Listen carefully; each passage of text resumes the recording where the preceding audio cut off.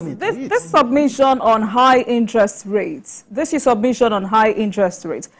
contradict this recent statement by the Minister of Finance and Coordinating Minister of the Economy, where he said that the financial sector grew by over 30% in the first half of 2024?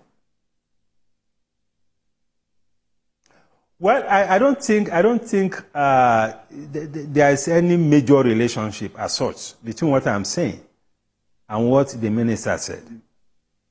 The reality is that when you look at the GDP numbers, of course, the financial sector was one of the best performing. But what happened to the real sector?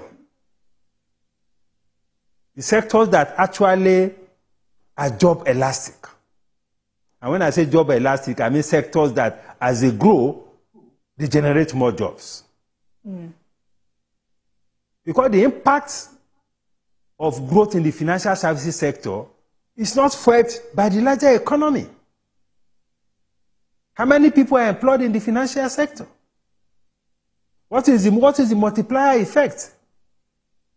And I've told you a major function of the banking system and the financial system is financial intermediation. So with an interest rate of 30%, there's a collapse of intermediation. So they are just like a financial supermarket where they just look at some good sectors, put money there, get their returns. And in any case, they have an advantage. Because whether you are a business person, whether you are an SME, whether you are government, all your monies go through the banking system. Because they are at a critical junction. And as your money is going through them, they are taking commission. So why would they not be making money? But it's something to worry about. If you have an agricultural sector that is almost stagnating, you have a manufacturing sector that is slowing, you have some sectors that are in contraction, and yet you have a financial system that is posting a GDP growth of over 30%. It doesn't add up. It's also a reflection of some dysfunctionalities.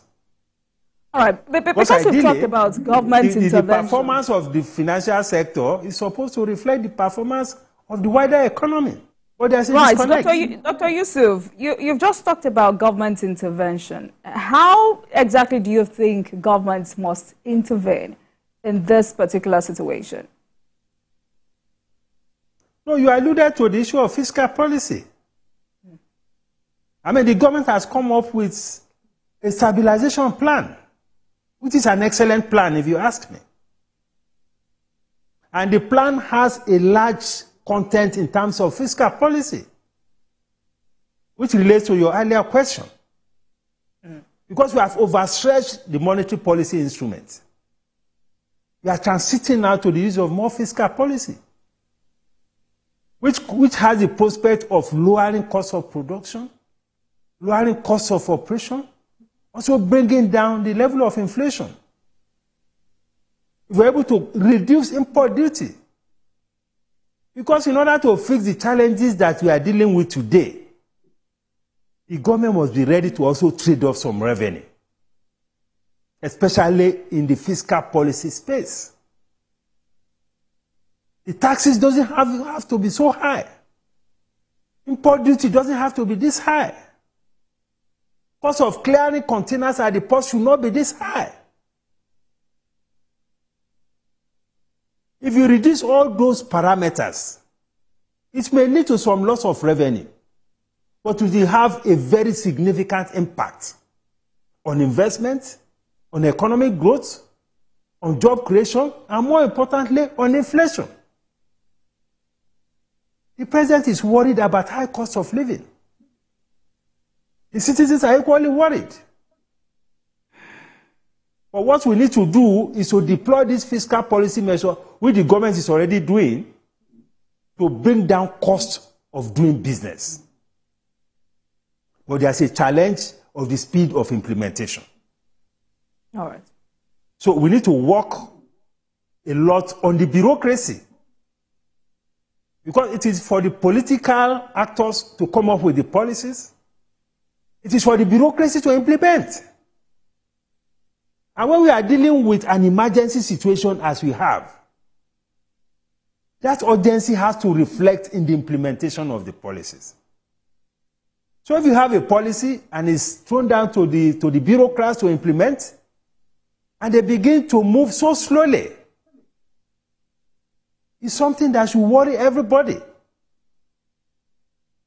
You alluded to the statement that you made about the pharmaceutical industries.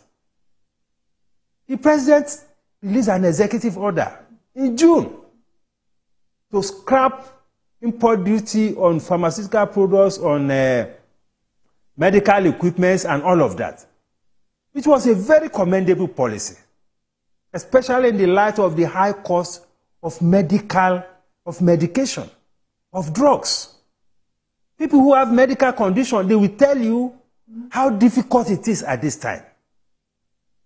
So if the government has issued a presidential order that the duty should go, that was in June.